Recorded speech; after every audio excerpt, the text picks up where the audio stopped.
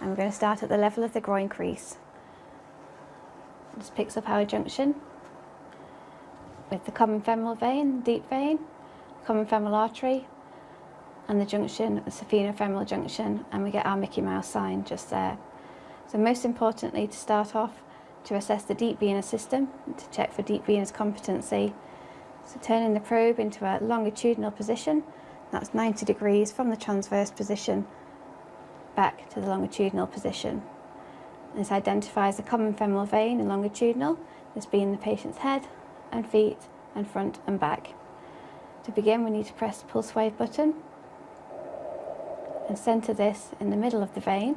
You can see that the angle is appropriate to the vessel walls, and this is going to give us our best Doppel signal. At the moment, the trace is running a normal venous trace with breathing movements noted, and we're going to increase the pressure through the vein, and to do this we need to get a good squeeze on the patient's leg.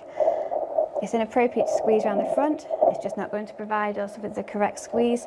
We need to get in nice and close, using your knee pressed up against the calf, making sure you're nice and centre in the vein, and to squeeze the calf and then quick release. And what we can see now is the initial squeeze and the release, and the blood flow sustains and goes back to normal because those valves are working well.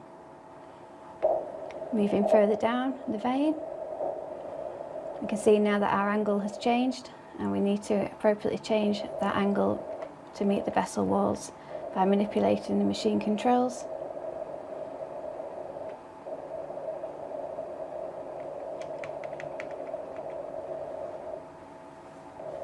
And again perform squeeze release. And again we can see good forward flow and complete cessation of flow, demonstrating a nice deep competent system.